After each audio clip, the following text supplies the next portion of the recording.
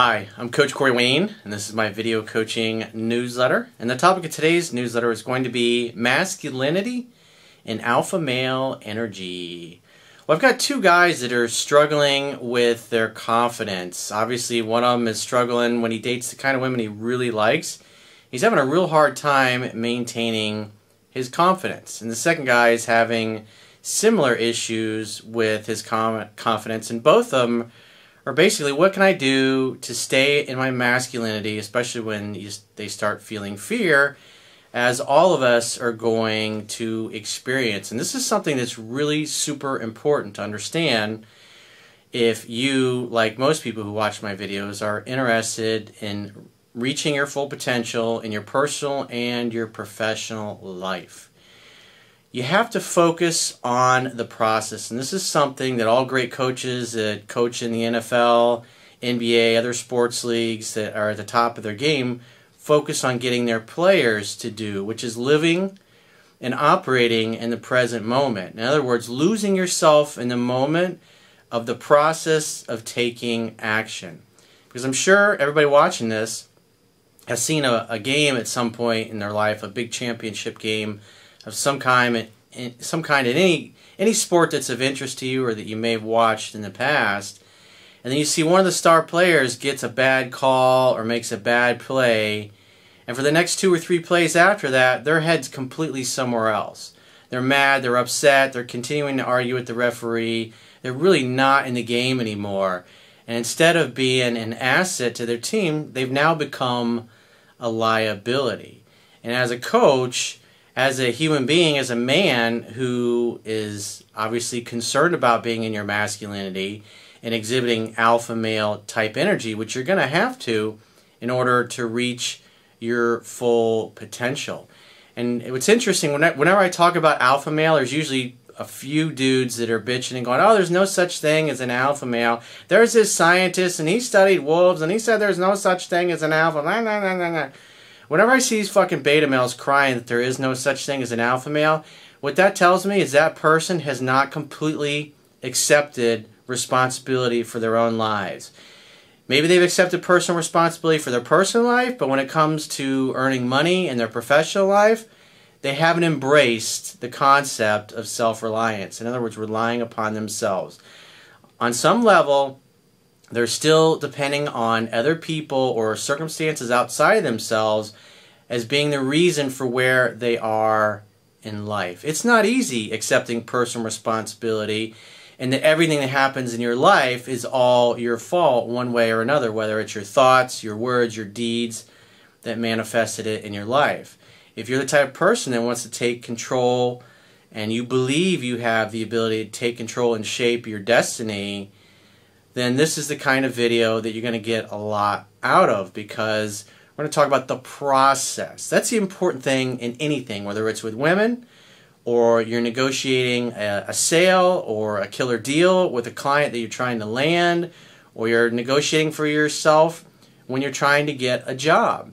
If you take a step back and you look at the playing field and look at all the moving parts and all the things that need to happen in order for things to work out your way or the way you want it to, you're going to get overwhelmed by fear, especially if you're doing something you're not that good at. Obviously, in this case, one of these guys is like he dates a 7 or 8s in his eyes, and he's pretty good. But when he gets around a 9 or a 10, it's really hard for him to stay in the present moment and not lose his shit. So obviously, this is about how to be a 3% man and join the 3% club, which I'm going to have to take a quick sip here of delicious water. Ah, that's so good. So with that said, I got a quote that I wrote, and then we'll go through these 2 emails. The emails are actually really short compared to most of the emails I do, because this really is a mindset issue. And if you understand the process and the concepts I'm going to share with you, this will help you in every area of your life. Whether maybe you're overwhelmed in college right now and you're just afraid and you're fearful that you're never going to graduate, or a certain class is kicking your ass. Every man needs to get good at mastering his personal mindset, the thoughts that are running around in his mind when he's trying to do something or should be doing something and he's not. If you can master this concept, it's amazing what you can accomplish. Because it really is a process. Succeeding and accomplishing your grandest goals and dreams is a process. It's a process of action steps that you have to take. And as a human being, things are going to happen, things are going to go sideways, things aren't going to go well. That's going to cause you to take a step back and pause the actions that you're taking temporarily. And what happens? You tend to get filled with fear, and you worry, and you have doubt about yourself and what you're capable of. And then when that moment happens, you're no longer taking action. You're no longer focused on the process. It's kind of like if you've ever done any rock climbing, or you're in a very high area and they say don't look down, because you look down and you see the ground and like, oh my God, I could fall and I would die if I fell. That can overwhelm you emotionally. But what do? Where do you put your hands? Where do you put your feet? What are you looking to step to next? What are you looking to grab next? It brings you right back into the present moment, right back into things that are most important, instead of looking at the ground and going, oh my God, look how big and massive that is, oh no, and then you become overwhelmed. But if you look at what you have to do next, where's your hand go next? Where's your left hand go? Where's your right hand go? Where's your left foot go? Where's your right foot go? What should you be looking at? Focusing on the details that you must do right now. That's important. That's where the juice of life is anyways, because that's the beginning of how you lose yourself in the process of whatever it is that you're doing. So I got a quote that I wrote, and then we'll go through the first guy's email. And the quote says, confidence comes from time, repetition, and self-mastery. Everyone starts out as a novice. Nobody is born or starts out as an expert. Anytime you step outside of your comfort zone to do or try things for the first time, or that you're not very good at, you're probably going to experience fear. What is fear really? Fear is worrying about the future and taking yourself out of living in the present moment. The solution to overwhelming fear is to focus on the process of what you must do right now to take action to move yourself closer to your grandest goals and dreams. This forces you back into living in the present moment so you can focus on what you must do instead of having downtime to worry about what may or may not happen in the future. Busying yourself with productive activities is always the solution to overwhelming fear and doubt, which results in a feeling of courage, confidence, and contentment. So super important. Busy yourself being productive. Just like you think about an NFL quarterback. He doesn't just drop back, look for an open guy and throw the ball. He's got a process he's going through. He's focused on his footwork, where his hands are, where his body is. He's going through his reads. His first read, is that receiver open? Nope. Second read, is that guy open? Nope. Third read, is that guy open? And so on and so forth.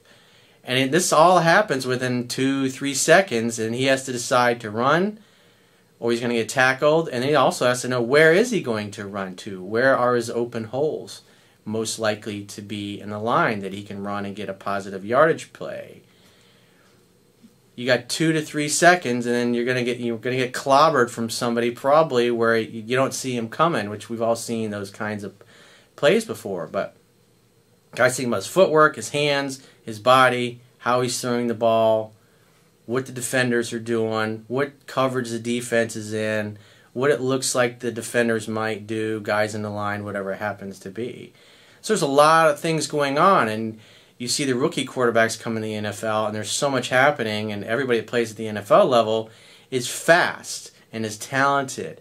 And there's faster and more talented people that you're playing against in the NFL versus college, where you had a mixture of people. In the NFL, everybody is good.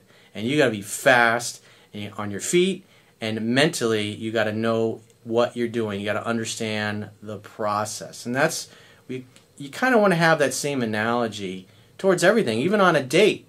Because if you're a guy that's now starting to date women that you're not used to dating these quality of women, any fear, any limiting doubts, any worries that you have about yourself, any limiting beliefs, those things are really going to overwhelm you. And that's why when you look at taking this mindset and applying it to a date, well, Simple things like, if you only talk to this girl once a week and you're setting a date, you had a good date last week and you're worried about what's going to happen next week. Well, just simple things like setting a definite date, where you have a definite day, definite time, definite place to meet up or pick her up to go on a date. That builds confidence in you. It makes you feel content versus saying, hey, yeah, we'll get together Friday, I'll call you Friday afternoon and we'll nail down the details. Well, if you're in a fearful state because you've never been out with a girl that hot and you're thinking about, now it's a Monday and you set a date but you didn't make definite plans with everything nailed down by being direct, decisive, and getting to the point, which is masculinity in the first place, you're going to be feeling some fear because you're going to be thinking, what if I call her Friday and she doesn't answer? What if I call her Friday and she forgot about me? What if I call her Friday and she made plans with somebody else? What if I call Friday and since she didn't hear from me, there was another guy that was more direct and more decisive and he made a date with her and she just figures when I do call, she'll blow me off. So that whole week, you're going to be in a state of fear and panic and you're going to be worried. And what does that typically cause you to do? Call more, text more, do more. Whereas if you'd have just handled it properly the first time you called her, you'd have been fine. Worrying about being on a date and going, what do I talk about? Oh my God, what do I do? Well, knowing exactly where you're going to go and where you're going to take her, where you're going to maybe meet for happy hour or take her for happy hour for drinks or appetizers, where you might go for dinner, where you might go after dinner, where you're going bowling or you're going miniature golfing or you're doing something on a lake or a picnic, or you're taking her to the gun range.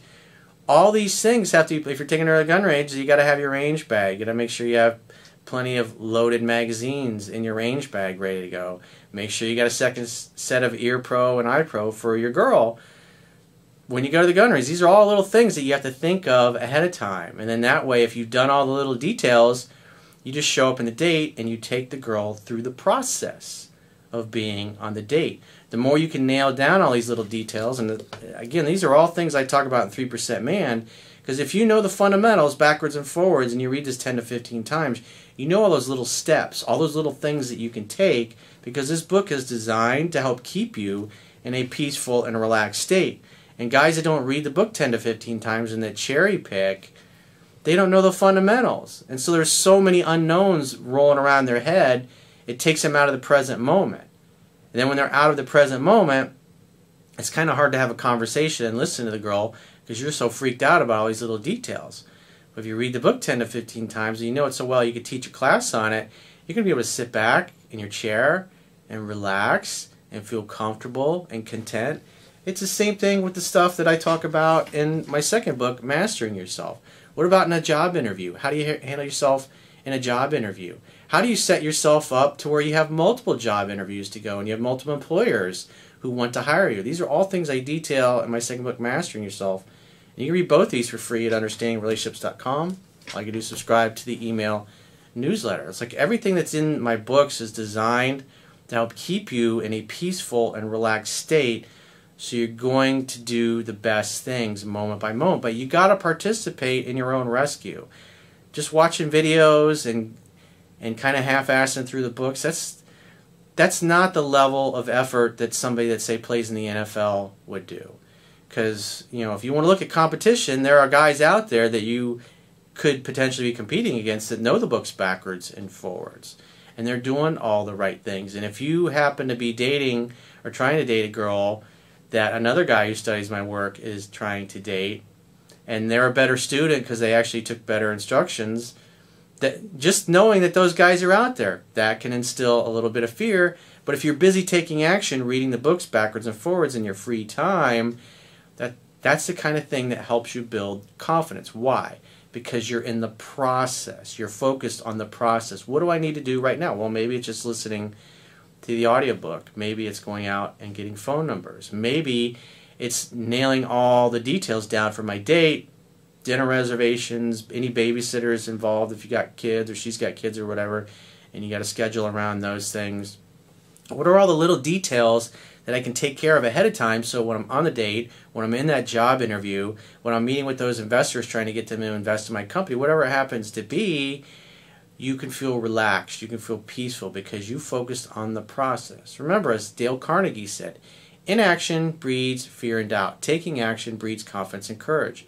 If you're focused on the process and taking action, that's going to make you feel content. That's going to make you feel courageous. And you're going to be busy taking action, so you're not going to really be able to worry about what may or may not happen in the future and what you're scared of or what you're afraid of. So let's go through the first guy's email. He says, Corey, I'm seeking to find a more confident masculine side of me, but struggling in finding it.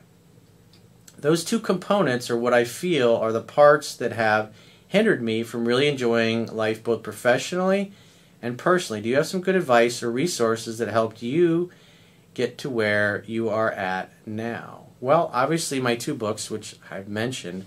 Also, you should have gone through Dale Carnegie's How to Win Friends and Influence People. And so when I see an email like this and you're worried and you're fearful, that tells me you're not stacking the deck in your favor. Now, what do I mean by that? Well, if you're applying for a job, if you've got several different companies that you're talking to potentially about going to work for, now you got choices. Makes you a little cockier, a little more confident, a little more inclined to speak up for yourself and what you want. And when you ask somebody for a certain salary and they tell you that, well, that's a little more than we're used to paying, or, you know, you can handle that better, like how I talk about answering and handling objections and mastering yourself. You have a good comeback for that. That makes you feel content. That makes you feel a little more confident. Again, these are things that you can do ahead of time. If you only got one company you're interviewing, or you only got one client that you're trying to land, only one prospect, you're going to tend to be a little more desperate. And you might try a little too hard with that prospect. Whereas if you got lots of prospects, things are a lot easier. Same thing with dating. If you got dates set up with multiple different women over the course of a week, especially if you're really starting to learn this stuff, and you're just a social person and you've got a lot of options, that builds your confidence. That makes you feel better. Also, reading the book. If you haven't read the book 10 to 15 times, you're going to be in a fearful state, and you're not going to feel confident if you're going out with a 9 or a 10 for the first time. And that's just because you haven't done the work. Confidence comes from successful repetitions. If you lack confidence, it means you need more repetitions. It means you need to focus on the process. And that's the important thing. You got to do more work, dude. You got to practice more. You got to rehearse more. You got to spend more time reading the book. I mean, when I say 10 to 15 times, I mean it. I mean it. Guys that struggle, it's like I see this all the time in my phone sessions. Like, yeah, I didn't listen. Yeah, I've been following you for 3 years and I read the book twice. And it's like, and you wonder why you're struggling with this girl. You wonder why you're doing stupid things that are making you look less attractive. It's like you got to participate in your own rescue. I know there's a bunch of dudes watching this right now that are rolling their eyes going, yep, I'm that guy, and then they'll be booking a phone session, and they'll be going, yeah, I've been following you for 4 years, and I read the book once. Like, I can only do so much, man. You can lead a horse to water, but you can't make it drink. So let's go to the second guy's email. He says, hey, Corey, thank you for work and dedication to it. It has helped me past words. I'm working on 3% for the 5th time this year, and I watched countless videos, cherry-pick stuff. You shouldn't be cherry-picking. The 3% club guys, they don't cherry-pick, my friend. Oh, that's so refreshing. Oh, water is just amazing. Cherry-pick stuff and put the bones of what you teach to the test.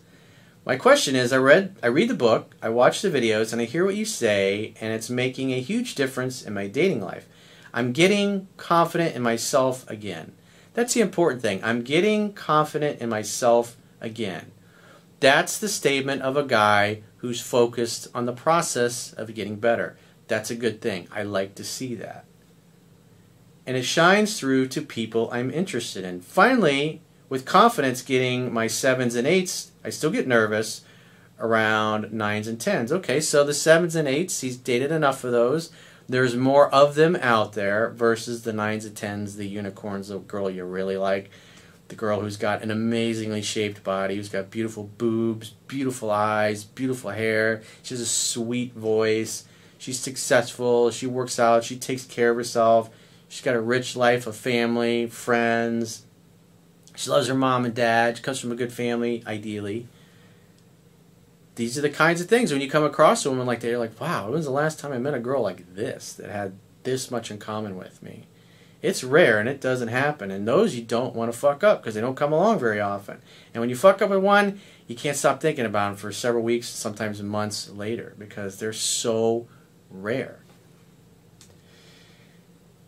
He says, but I just need more time with that, meaning the 9s or the 10s. He says, I always make sure I get a kiss at the end of the date or during it, but I struggle with taking it further on the 2nd or 3rd date.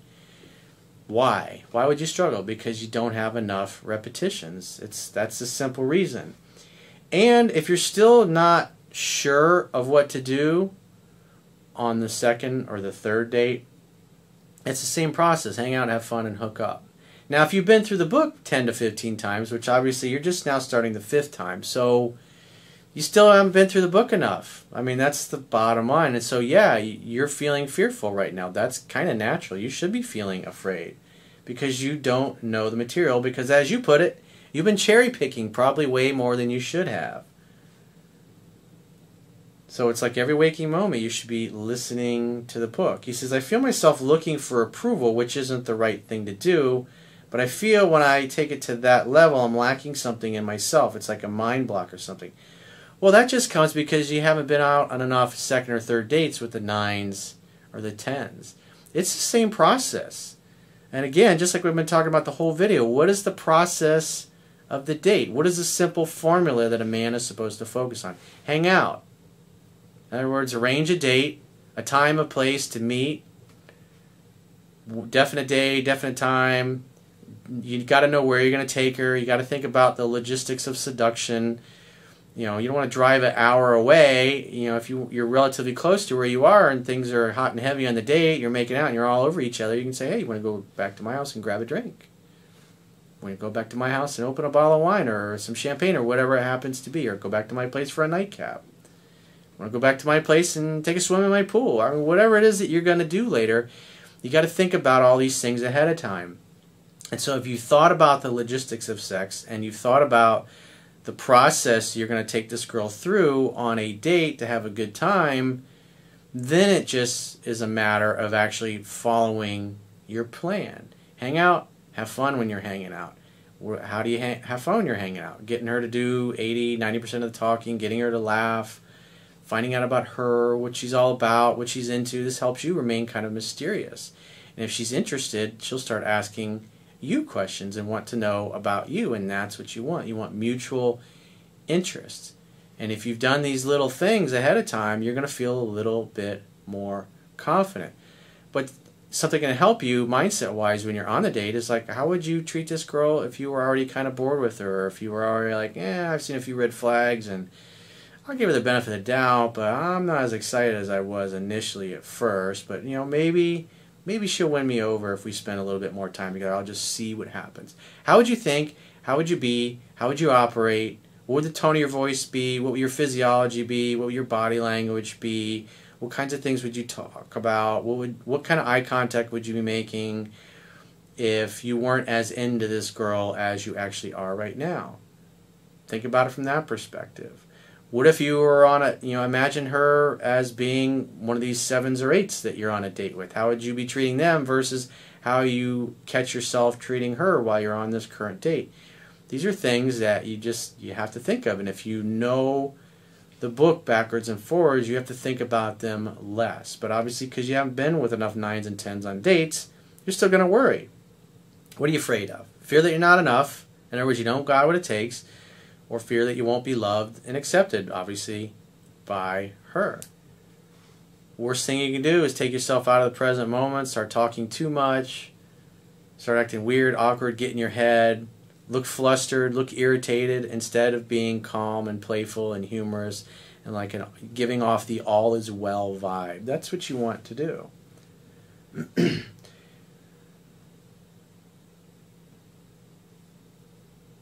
So again, the only reason that you're thinking or seeking approval is because you're telling yourself you're not good enough. Well, how would you act if going out with women like this all the time was a normal thing to you? Imagine yourself and how you would act. Maybe even before you go on dates, you can close your eyes and kind of visualize. Okay, visualize yourself becoming overwhelmed with fear. Visualize yourself being fearful and running into an awkward moment where you can't think of something to say, what's the fallback? Okay, well, let me ask a question that she might enjoy answering. What would that be? What kind of question would I ask her about? Think about that, how you would refocus yourself. Think about those pressure points, how you'll handle it.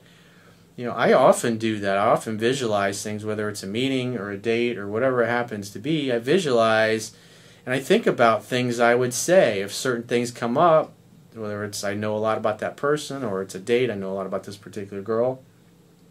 I come up with clever comebacks and things ahead of time in my head. Or if something happens that's kind of funny, then it'll trigger this little story and thing that I've kind of come up with ahead of time to drop in there. And it, you know, for her or that other person, it sounds like, wow, that guy's really, he thinks well on his feet. Sometimes I think of this shit ahead of time just because I know my own weaknesses and my own fears and my own doubts and my own blind spots.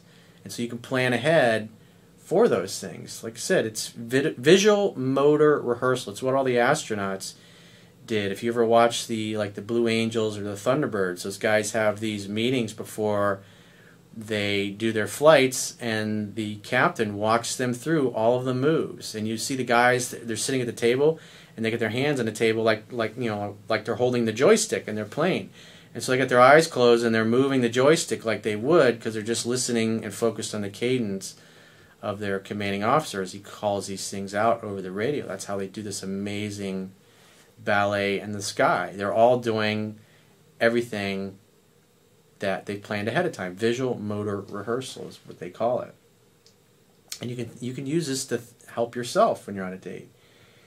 He says, but I feel when I take it to that level, I'm lacking something in myself. It's like a mind block or something. You just need more repetitions, dude, and to focus on the process like we've been talking about. Can you help me with some insight on getting over the second or third date hurdle? Well, the things I pointed out, I've already answered that questions in the last few minutes, but if you just focus on the process, hang out, have fun, hook up, visualize, visual motor rehearsal. What are some topics you're going to probably think about ahead of time? If you're worried that you're going to run out of things to talk about, come up with a list in your mind mentally that you could potentially come up with things to ask her where you're not under pressure when you're at home and you're thinking about the date. You can be thinking about those things. What kind of subjects am I going to ask her about? What kinds of things do I want to know about her? And therefore, when you get challenged in those moments and the conversation doesn't flow as well, you can think back to that little mental list that you made earlier. Boom, and you just pull one of those out of your hat, and you're able to refocus the conversation where you want it to be. So that should help if you apply that stuff. If you focus on the process, it will work for you, I promise. But you got to do your part. You got to read the book 10 to 15 times. That's when you don't really have to think about things and you won't be in your head. So if you're in a situation or a challenge and you'd like to get my help personally with it, go to my website, understandingrelationships.com, click the products tab at the top of your screen, and book a coaching session with yours truly. Until next time, I will talk to you soon.